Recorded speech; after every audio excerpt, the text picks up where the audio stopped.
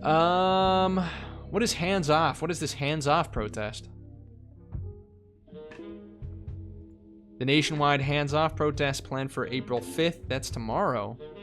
There's going to be something in Salt Lake. Hey, look at that. Protests were planned over 1,000 cities and towns across the nation, now more locations, including the Third Act, an environmental group led by environmentalist and author Bill McKibben, Reproductive Freedom for All, and 50501 movement. They are being held the weekend before the SAVE Act will likely be voted on in Congress, and many civil rights activists have warned will make it harder for women and minorities to register to vote. Are you serious? Married women could be stopped from voting under the SAVE Act? Just reading this headline, first of all, yes, not really. Like, in implementation, let's be based. Yeah. Let's be realistic. Okay. That's probably not the best because a married woman should typically vote the way her husband votes, and her husband should typically be voting Republican. So it's actually not very good that married women are not voting. That being said, all of this is garbage. None of this is true. There's no way any of this is true. This is a garbage headline. Let's read it. How much money are you guys gonna send me if we prove in under 5 minutes that everything we just read is total garbage? Is totally untrue. How much money? How much money do I get? The Safeguard American Voter Eligibility Act could prevent many married women from being able to register to vote. It would require people to present in-person documentation as proof of citizenship. Much of the documentation listed on the SAVE Act is based on having a birth certificate that matches the person registering to vote. However, as many as 69 million married women in the United States have changed their legal name since getting married, meaning their name does not match their birth certificate, according to the Center for American Progress. Oh no! Are you serious? You know what?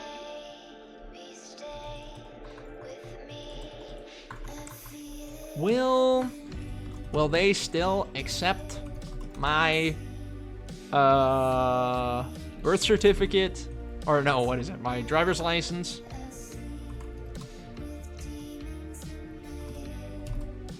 If I've changed my last name from my birth certificate? Does that make any sense? Does this make any sense?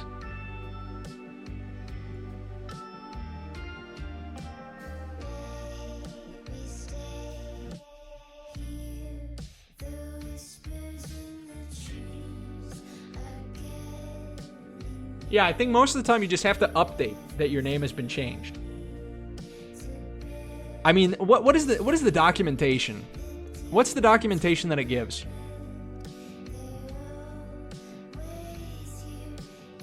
Let's see. Much of the documentation. Let's look this up. What documentation is allowed under the SAVE Act? What you need to know about the SAVE Act. Let's see. Documentation barriers. Okay, this is just garbage. This is a garbage partisan site. Can you just tell me the facts? Why can't I read the actual legislation? Why is it impossible to look at the actual legislation? Why, if I want to find anything out, do I have to go to places that tell me exactly what I'm supposed to feel instead of just showing me the information? I hate this. While most Americans have a birth certificate, 9% of vote. Okay, hold on. The Safeguard Voter Eligibility. If passed, the bill would require all voters to provide us documents such as a passport or a birth certificate to register or update their voter registration. Government-issued driver's licenses, including real IDs as they exist now, as well as military or tribal IDs, would no longer satisfy the voter registration requirements. Proof of citizenship would be required every time a voter registers to vote, including when they change their name, address, or party affiliation. I think that's pretty standard. Is it not? Is it not pretty standard to update, your information when you change your name, address, or party affiliation? I mean, maybe not party affiliation, but if you change your name or address, I feel like it's kind of an expectation that you change your info or you update it. Let's see here. Let's see here.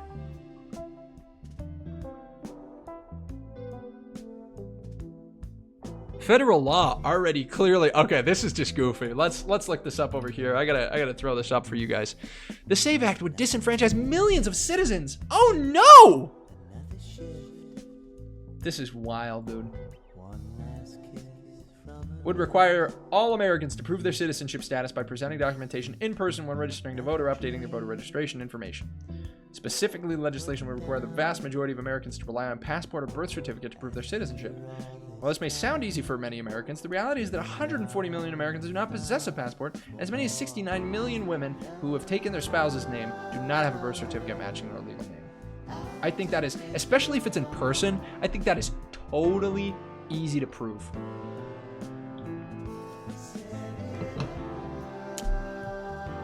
The legislation would, in practice, prevent Americans from being able to register to vote by mail-based and voter registration drives nationwide and eliminate online voter registration overnight.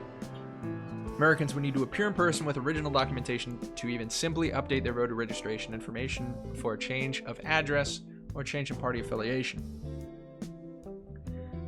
These impacts alone would set voter registration sophistication and technology back by decades and would be unworkable for millions of Americans. How is it unworkable? For 60 million who live in rural areas. Additionally, driver's licenses, including real IDs, as well as military tribal IDs, would not be sufficient. All right, where is that? They put an asterisk there, which makes me want to read. Where are the asterisks? They're at the bottom, aren't they? I didn't see any asterisk. Well, let's go up. Maybe it was just at the bottom of what we were saying, of what we were just reading. Okay. Where? How can I read that? How can I read what it just said?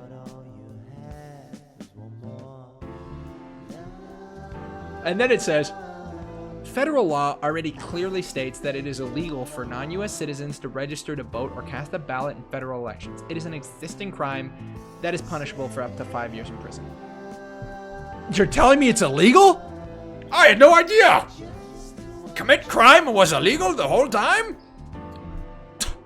We don't need to do anything. We don't need to do anything to safeguard our elections. Phew. You just saved me a whole bunch of time. I didn't know that it was illegal already. You're telling me it's illegal to illegally immigrate to the country? I didn't know it was illegal. Huh. I guess we don't actually have to build a border wall. Just let them know that it's illegal. This is...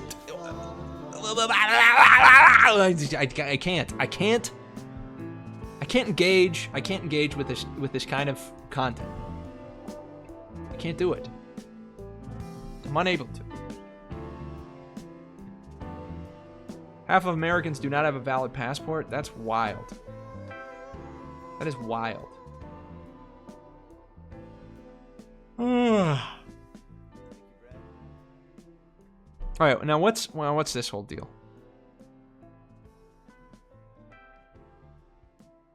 I also find it so unlikely. I find it so unlikely that there's not going to be some kind of provision for married women. I find that so unlikely. Okay, can you just show me what the other documentary proof of citizenship is? Is this going to let me read it? Here we go.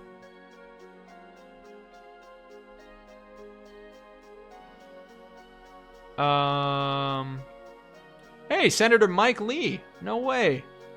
I didn't know he was the author of the companion legislation in the Senate. I had no idea.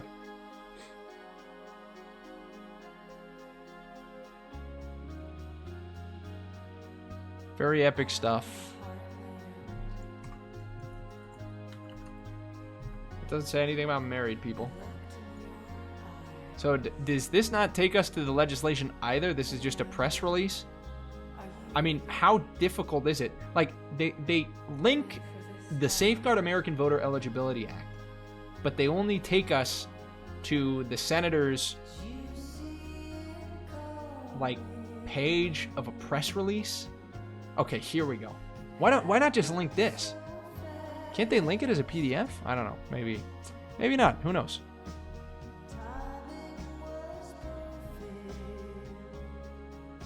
Okay. Let's see here. A form of identification issued consistent with requirements of the Real ID Act of 2005 that indicates the applicant is a citizen of the United States, a valid U.S. passport, applicant's official... hold on. The applicant's official United States military identification card, together with a... Hey, yo! Thank you for the super chat! Thank you very much, friend. Yeah, couldn't they use a birth certificate plus a marriage license? Yeah, that is literally it. That is literally it. Hey, Sarmsgroiper, good to see you, man. Yo, big yippee! Yo, big yippee for our boy Sarmsgroiper. What's Wurzel up to? Is he... Oh, no, he's going over Twitter, too. It's just Twitter content today. Yeah, they could totally just use a birth certificate plus a marriage license. I don't see any reason why they wouldn't be able to. There's a woman outside the family who set up the GoFundMe that works with one of the family members. Okay, that's good to know. I didn't know that. Thank you, Jemmy. Appreciate you. Look at this researcher. Valid government-issued photo identification card. Hold on. Let's go back. Oh, dude. Song request? Let's go. I thought that was my music. You guys hear it all right? This is groovy. Hey, yo, this is groovy, though. Who is this? Who is this? Tell me right now, who is this? Malcolm Todd Art House. Okay, this is groovy. We'll keep going for like another 10 minutes, and then I think I'm gonna end the stream. It's getting late. I gotta lift weights. I gotta do stuff. I gotta get ready for speech in California. Applicant's official United States military identification card together with the United States military record of service showing the applicant's place of birth in the United States. So, first of all, this whole thing is just a freaking lie. Or at least it is just being pretty dishonest. If you bring... Where is this? Where was this? As well as military... Yeah, additionally, driver's licenses, including real IDs, as well as military or tribal IDs, would not be sufficient forms of documentation and proof of citizenship. Yeah, but you know what is? An applicant's official United States military identification card together with a United States military record of service showing that they were born in the United States. So that's like, I suppose they're literally being truthful and saying that it's not sufficient because you also just have to bring a record of service. But that's it. A valid government-issued photo ID card issued by federal, state, or tribal government showing the applicant's place of birth was in the United States. Do they show that typically? I think so. Valid government-issued photo identification, blah, blah, blah. Only if presented together with one or more of the following. Certified birth certificate.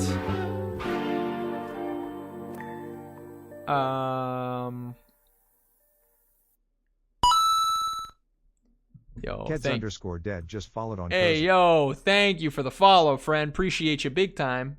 Ked's dead. Appreciate you. Where can we get the Kai Cliff Spotify playlist? Hey, let me throw that up. Which one do you want? Do you want Kai Lift's gym tunes? I'll give you guys the indie chill. The indie and chill one. How do I share this? Here we go. Copy link. There's the link to the playlist for everybody. For everybody who wants it. It's a banger. This is I'm working on it. I'm tailoring it. Speaking of tailors, very excited collab we're going to be having with our favorite tailor, TR Sarter. Going to be doing a cool shoe collab. So if you guys haven't checked out his stuff, you should definitely check him out, TR Sarter. He's posting some of the shoes and whatnot that he's working with on Instagram, if I'm not mistaken. You got to check this out. And he's got some like Call of Duty looking skins. Yeah, hippo skin. He's selling some hippo skin, which is very epic.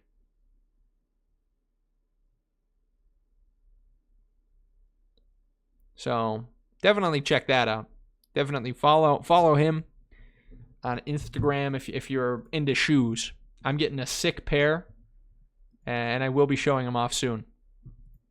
Anyway, an extract from the United States, hospital record of birth, created at the time of the applicant's birth, which indicates the applicant's place of birth was the United States. Final adoption decree, consular report of birth abroad, naturalization certificate, an American Indian card issued by Department of Homeland Security with the classification KIC.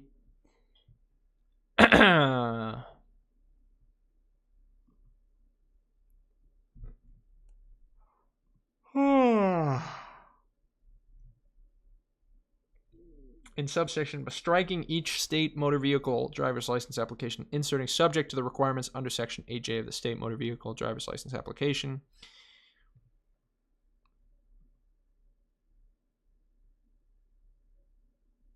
Verify the applicant is a citizen of the United States. This just seems legit. This just seems based. This just seems epic. And if fewer people vote, even better. This is long.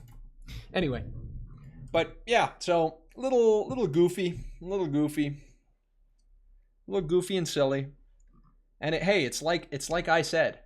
It is like I said. This is goofy. Get out of here. Goofy. Oh, we're still on this guy's Instagram.